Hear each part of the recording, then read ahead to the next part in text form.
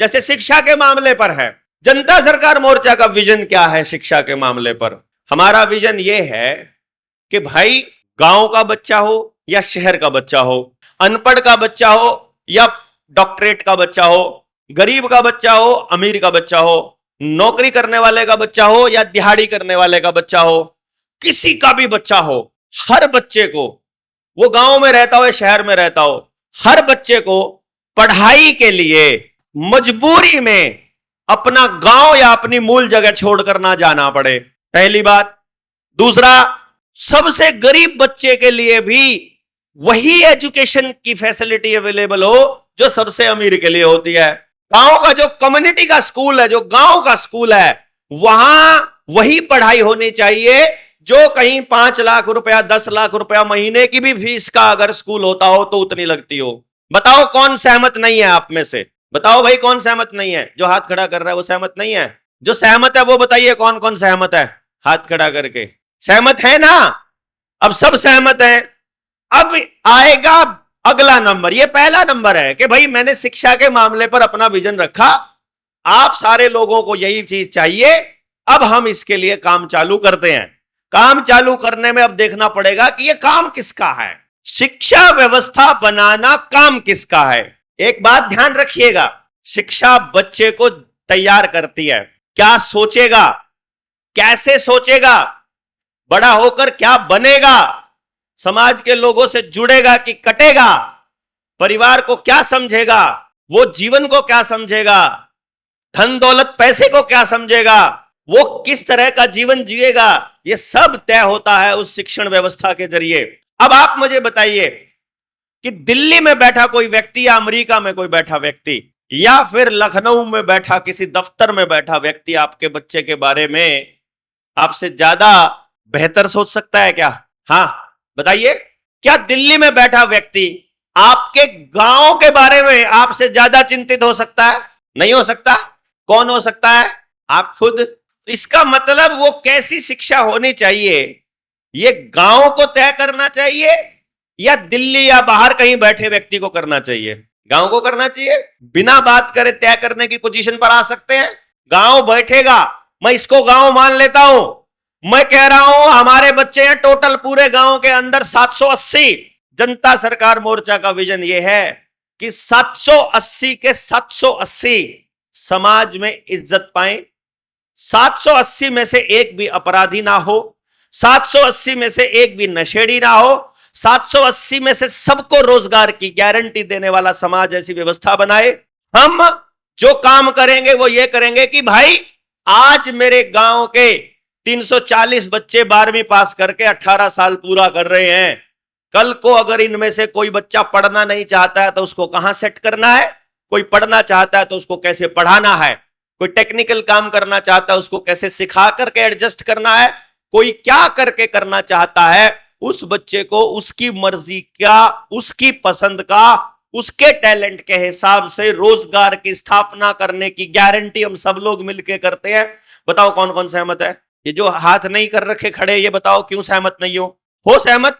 चलो, अब इस शिक्षण व्यवस्था को बिना मैराथन बातचीत किए आप लोग स्थापित कर पाओगे? बात तो करनी पड़ेगी। बात करने के लिए आपके अंदर एक समझ पैदा होनी चाहिए। क्या समझ पैदा होनी चाहिए? सबसे पहली समझ कि जो बच्चा आपके घर में पैदा हुआ है वो हम सबका बच्चा है, जो मेरे घर में पैदा हुआ है वो हम सबका बच्चा है, जो बच्चे हैं वो सबके साझले हैं। क्योंकि मेरे बच्चे में और आपके बच्चे में यदि फर्क हो गया तो आपका बच्चा ही मेरा बच्चे का प्रतिद्वंदी बनेगा। क्यों? कंपटीशन उसी दिन चालू हो जाएगा।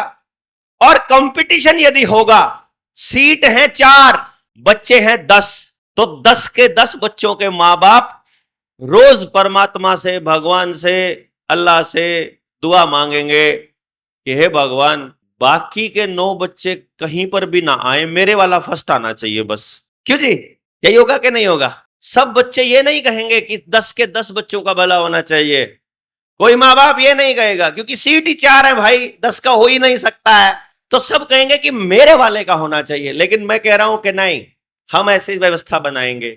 तो जो इसमें मिशन में साथ आना चाहता हो वो अपने मोर्चे के साथ जुड़ जाए। स्वास्थ्य के मामले में हम ये कह रहे हैं, आपके पास एक फूटी कौड़ी नहीं है, आप एक पैसा नहीं कमाते हो, तो भी आपको चिंता करने की आवश्यकता नहीं है, आपका इलाज होगा, 100% होगा। आपने आधार कार्ड बनवाया है, नहीं बनवाया है, डेट ऑफ बर्थ आपकी है, नहीं है, वोट आपकी है, नहीं है, आप थोड़े पैसा कमाते हो, आप किस जात के हो, आप सर इस सिस्टम में बैठे किसी पॉलिटिकल पार्टी का समर्थन करते हो या विरोध करते हो, आप बीमार हो तो बिना आपका नाम पूछे भी आपका इलाज होना चाहिए कि नाम पूछकर होना चाहिए? आप बताइए, एक आदमी अस्पताल के दरवाजे पर पहुंचा, उससे यह पूछने की जरूरत क्या है कि तेरा नाम क्या है? उससे यह पूछने की जरूरत है तुझे दिक्कत क्या है? क्यों भाई?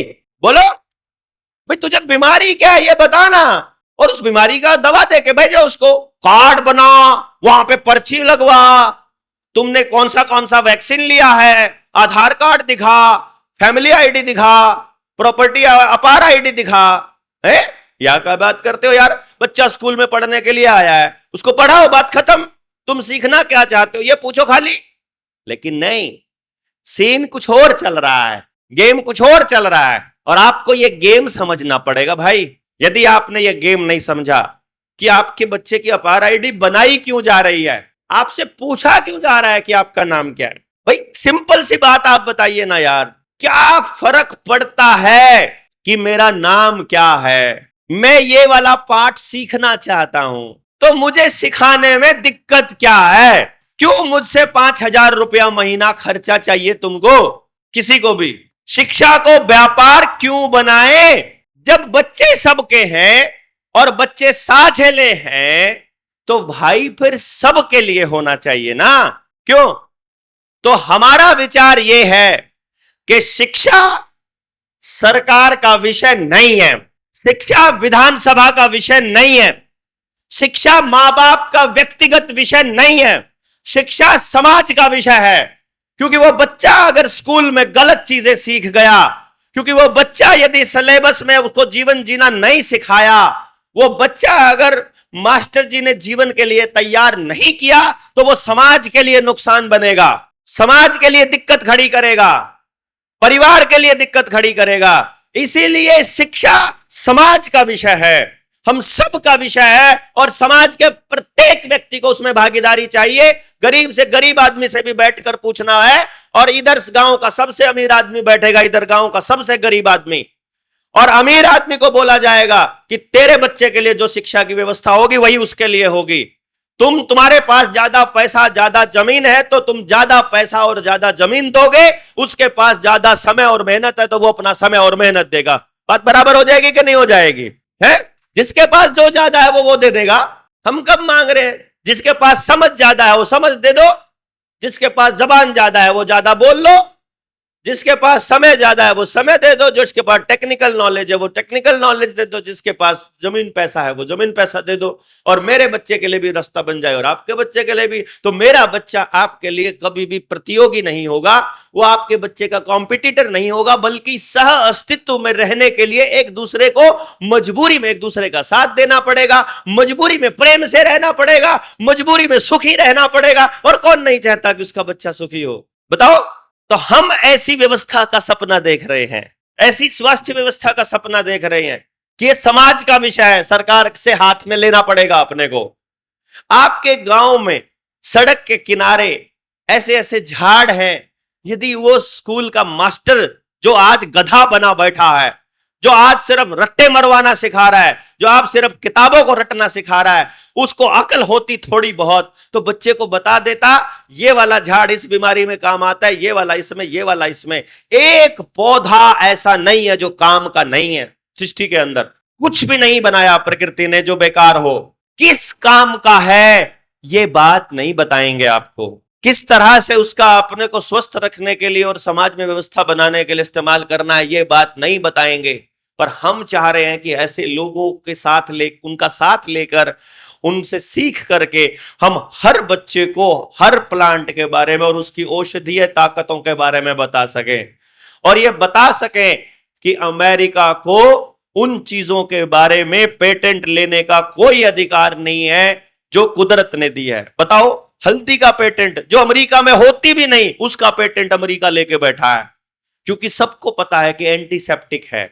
जिस दिन अंतरराष्ट्रीय कानून पेटेंट वाले और अंतरराष्ट्रीय संधियों को उन्होंने इंप्लीमेंट करना चालू कर दिया, उस दिन आपके किचन से हल्दी गायब हो जाएगी। मार्केट में कोई हल्दी बेच नहीं पाएगा बिना लाइसेंस के। आपके जैसे अफीम गायब कर दी, जैसे ये भांग को गायब कर दिया, और जहां है वहां पर वो लोग वो दवाई छिड़क छिड़क के उसको जला देते हैं, क्योंकि मालूम है कि भांग के पत्ते खाली पेट खाने से ये आदमी कभी दमे के मरीज नहीं होंगे, ये आदमी कभी हार्ट के मरीज नहीं होंगे, ये स्वस्थ रहेंगे। बीमारी का इलाज है, दवाई है भांग का पत्ता, इसीलिए उसको नशा बना करके तो बेचेंगे, उसका तो ठेका खोलेंगे। दारू तो अवेलेबल कराएंगे हर चौराहे के ऊपर हमारे बच्चों के लिए, लेकिन भांग के पत्तों को जला देंगे। तो हमें हर वनस्पति के उपयोग के बारे में जानकारी लेकर के अपने समाज को देनी है, ताकि आने वाले समय में प्रकृति के हर पौधे के साथ हम लोग सहअस्तित्व में रह सके। जैसे इंसान के साथ रह रहे हैं, वैसे ही जानवर के साथ, और वैसे ही कीड़ों के साथ, वैसे ही पशु पक्षियों के साथ, वैसे ही पेड़ों के साथ। गलत है कि सही है? भाई सबके खेत में आप सोच कर देखो, सबके खेत में अगर सिर्फ 2 पेड़ आम के, 2 पेड़ जामुन के, 2 पेड़ अमरूद के, 2 पेड़ जमोए के, 2 फल हर फल के अगर हैं मौसमी, भाई फिर भी हो सकती है क्या कोई भी फल 500 रुपया किलो या 200 रुपया किलो है? खाद बनता फिरेगा फिर फलों का, लेकिन वो नहीं चाहते। इसलिए आपके खेत में फल का पौधा देखो कैसे गायब हो रहे हैं कि नहीं हो रहे हैं। सड़क किनारे नेगेटिव ऊर्जा वाले दिखावटी फल के पौधे लगाए जा रहे हैं। यदि सड़क किनारे पेड़ ही लगाने हैं छाया वाले, फल वाला क्यों नहीं? आम से बढ़िया छाया कोई दे सकता है क्या फल यार? आम से बढ़िया छाया कोई पेड़ दे सकता है? नहीं दे सकता ना। क्यों नहीं लगेगा बताओ? क्या कभी सोचा नहीं हमने? और पुराने देसी इंडिजीनियस पौधे काट करके, उनके पेड़ काट करके, मैं अभी रोहडू से आया हूं, मतलब रात को 12 बजे हम लोग चंडीगढ़ पहुंचे, 12-1 बजे, और हम वहां गए, हमने वहां देवदार के पेड़ देखे। मैं अभी वीडियो डालूंगा नीडर इंडिया वाले चैनल पर। मैंने वहां देवदार का एक पेड़ देखा जिसका घेरा 30 फुट का था। एक पेड़, नॉर्मल जो देवदार का पेड़ है, जो नॉर्मल पेड़ होता है, जो लगभग 50 या 100 साल का अगर पेड़ है, तो उसकी जो कीमत है वहां मार्केट के अंदर, वो लगभग 1 करोड़ रुपया है। एक पेड़ की कीमत 30 फुट के घेरे की कीमत करीब करीब 1000 करोड़ रुपया रही होगी। ऐसे ऐसे पौधे काट दिए उन लोगों ने, और वहां पर हाइब्रिड पौधे लगा रखे हैं पूरे जंगल में। तस्करी करी गई। तस्करी करने से पहले जंगल में आग लगाई गई। डायरेक्ट एनर्जी वेपन ढूंढिएगा, DEW, उसके जरिए लेजर से जंगलों में आग लगाई जाती है। जहां अचानक से आग लगने की खबरें आने लगे तो समझ लेना लगाई जा रही है हेलीकॉप्टर से। कहीं आप सोच रहे हो कि वो आग अपने आप लगती है, क्योंकि वो जंगल जलेगा नहीं तो उनकी लकड़ियों की तस्करी नहीं हो सकती। सबसे बड़ा फ्रॉड है वन विभाग, सबसे बड़ा फ्रॉड।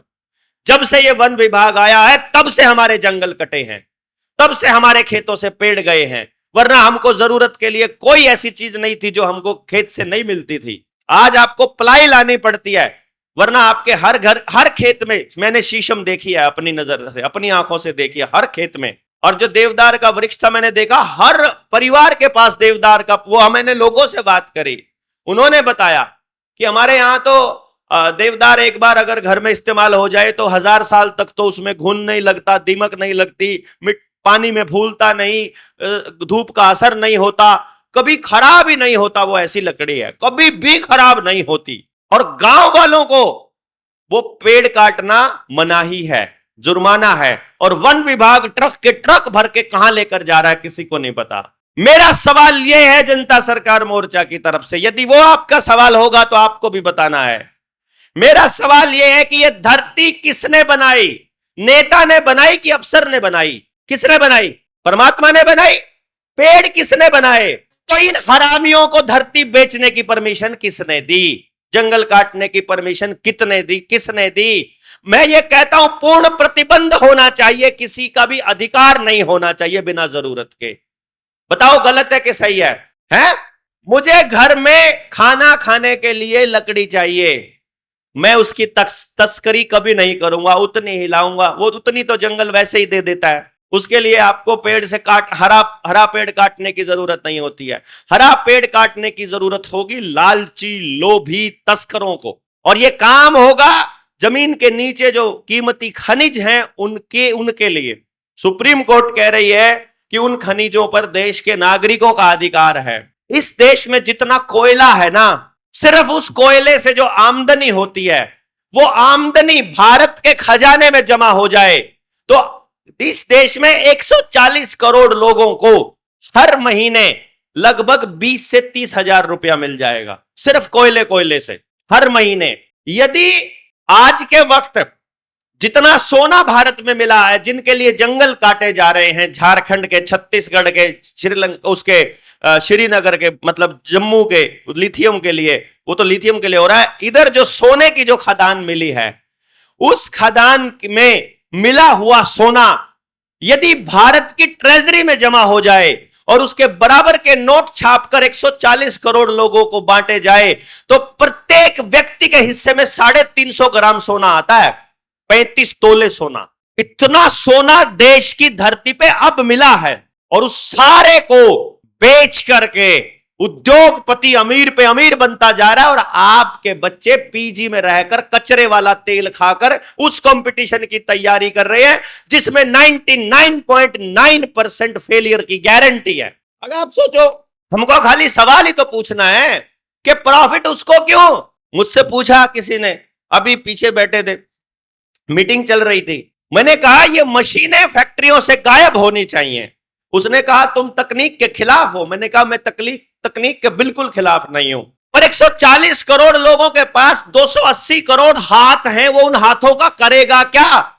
यदि उसे काम नहीं दिया गया तो हमारा बच्चा इंस्टाग्राम पे अश्लील रील देखने में लगा रहेगा, ऐसे स्क्रॉल करने में। उस हाथ का इस्तेमाल वो या तो इस काम के लिए करेगा या हस्तमैथुन के लिए करेगा। मुझे नहीं चाहिए अगला ऐसा समाज। आपको चाहिए क्या? आपको नहीं दिखाई दे रहा आपके आसपास सारा बच्चा बर्बाद होता हुआ? आपके बच्चों को जो कोल्ड ड्रिंक दी जा रही है उसके अंदर एंडोसल्फान जैसे प्रोडक्ट हैं, उसके अंदर वो है जो आपके गांव, आपने दूध निकालने के लिए गाय भैंस को टीका लगाया जाता है, वो दूध रोक नहीं पाएगी गाय या भैंस वो टीका लगने के बाद। तो जो वो कोल्ड ड्रिंक हमारी बच्चियां पिएंगी, क्यों नहीं होंगे उनको मेंसेस 10 साल की उम्र में? क्यों पीरियड्स नहीं आएंगे? आएंगे भैया, वो सारे हार्मोन खराब होंगे उनके, वो आने वाले टाइम में लेस्बियन बनेंगी, वो बच्चा गे बनेगा। इसलिए एलजीबीटीक्यू को सपोर्ट करेगा क्योंकि आपके खाने में वो गंदगी दी गई है। कोई एफएसएसआई काम नहीं कर रहा है। किसी पीजी में, किसी दुकान पर जाकर चेक करोगे, अपने बाजार के अंदर, अपने गांव की दुकान पर जाकर चेक करो, ये सारे बच्चे बैठे हुए, जो नौजवान बच्चे बैठे हैं। मैं आपसे एक रिक्वेस्ट कर रहा हूं, आज मेरी बात मानकर सिर्फ एक दिन अपने जीवन का डेडिकेट कर दो इस काम के लिए कि आपके घर में इस्तेमाल होने वाली कौन सी चीज आपके सेहत के लिए फायदेमंद है और कौन सी खराब है। एक बार जाओ, देखो, पता करो। दुकान पर जाओ, बिस्किट का पैकेट उठाओ, उस बिस्किट के पैकेट के अंदर देखो क्या है। मान लो काजू का बिस्किट है, लिखा हुआ है कैश्यू बिस्किट। पता करो कैश्यू कितना है उसमें, काजू कितना है, पता कितना मिलेगा? 0.1%। काजू के बिस्किट में काजू 1% से कम। बाकी क्या क्या मिलेगा?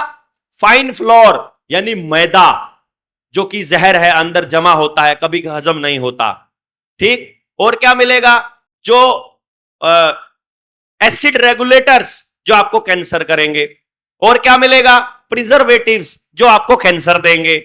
उसमें लिखा होता है आर्टिकल 311 क्या होता है, सर्च करो कि 311 का मतलब क्या है, फिर सर्च करो उस 311 के साइड इफेक्ट क्या है, और फिर देखो आपके घर में वो बीमारी है कि नहीं। जो जो चीज आप घर में खा रहे हो, देखो उस पैकेट के ऊपर लिखा हुआ है। नमकीन का पैकेट उठाओगे, cotton seed oil, rice bran या उसमें मिलेगा आपको पाम ऑयल के अंदर, यानी या तो वो आपके पेट में कभी हजम नहीं होगा या उससे कैंसर होगा, या कॉटन सीड वाला जिसमें है।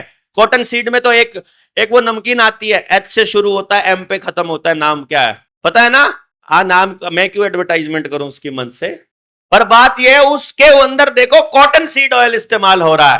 कॉटन सीड ऑयल का मतलब है बिनोले का तेल। बिनोले का तेल निकलता है कपास से। भारत में कपास है बीटी कॉटन है जीएम, जेनेटिकली मॉडिफाइड, और जो भी बच्चा, जो भी जानवर जेनेटिकली मॉडिफाइड खाना खा रहा है, या तो वो या उसकी अगली पीढ़ी नपुंसक या बांझ होनी है। ये ब्राजील की सरकार ने अपनी रिपोर्ट में 2020 में दे दिया था, 20 साल की रिसर्च करने के बाद। अब आप सोच कर देखो, आपके घर में इस्तेमाल होने वाली, दुकान पर इस्तेमाल होने वाला, चाहे ब्रेड का पैकेट है, चाहे बिस्किट का पैकेट है, नमकीन का पैकेट है, कुरकुरे है, चिप्स है, उसके अंदर क्या आइटम है, एक बार सर्च करो उस आइटम का साइड इफेक्ट शरीर पर क्या है। इतना तो कर ही सकते हैं। मैं नहीं कह रहा हूं कुछ भी आपको, आप खुद सर्च करो कि ये आइटम है, इसका ये साइड इफेक्ट है। आपको अपने बच्चों को वो चाहिए तो दिलाओ 100 बारी, नहीं चाहिए तो भैया उन बच्चों के लिए वो आइटम बनाना चालू करो जो हेल्दी हो। यार हमारे पास गेहूं की कमी थोड़ी है, अपना आटा नहीं हम लोग बना सकते क्या मोटा? क्या हम अपने घर का दूध नहीं ले सकते? क्या हम अपने घर का, मतलब हम पैकेट वाला प्रिजर्वेटिव वाला जहर चाहिए अपने बच्चों को पिलाने के लिए? क्या हम अपना घी लेकर अपना बिस्किट नहीं बना सकते? क्या हम अपने चने से अपनी नमकीन नहीं बना सकते?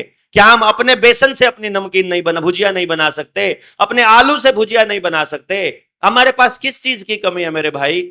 और अगर नहीं है, अभी बना नहीं सकते हो, इतनी जमीन पड़ी है किसानों की, उन किसानों के साथ बातचीत करके बोलो ना कि तुम भैंस पालो, हम भैंस ला के देंगे, तुम पैसा हम देंगे, तुम चारा दो, दोनों मिल बांट के खाते पीते हैं। देखो दूध आपके बच्चों को फ्री मिलेगा, दूध मतलब बेहतर मिलेगा, प्योर मिलेगा, घी प्योर मिलेगा, गेहूं प्योर मिलेगा, चावल प्योर मिलेगा, हर चीज प्योर मिलेगी। लेकिन आज शहर में रहने वाला एक व्यक्ति भी ऐसा नहीं है जो अपने बच्चों को प्योर खिला पा रहा है, एक भी। जिसको पता है वो केवल अलग बात है। मोर्चे के लोग हैं वो आपस में कांटेक्ट करके रखते हैं, भाई तू गेहूं उगा रहा है, तू चावल उगा रहा है, तू चना उगा रहा है, तू मेरे से चना ले लियो, मेरे को ये दे दियो, कीमत अपनी तय करी रखी है तो इस हिसाब से इतने चने का इतना गेहूं बनेगा, दोनों को प्योर मिल जाएगा, वो अलग कहानी है। लेकिन बाजार से आपको कुछ भी सही नहीं मिल रहा है। अब मैं ये कह रहा हूं कि भाई आपको माटी भी बचानी है, आपको किसान भी बचाना है, आपको जमीन भी बचानी है, और मुझे बता दो पूरे गांव में कौन है इसके खिलाफ। मैं ये गांव बैठा है, गांव से पूछ रहा हूं, हो सकता है कोई इनके खिलाफ? तो जल जंगल जमीन जानवर, रोटी बेटी माटी, खेत खेड़ा खाप, शिक्षा स्वास्थ्य न्याय राजनीति खेती और धर्म, इन सारे मुद्दों पर जब तक गांव का एक एक आदमी सहमत नहीं होता हम आगे नहीं बढ़ेंगे।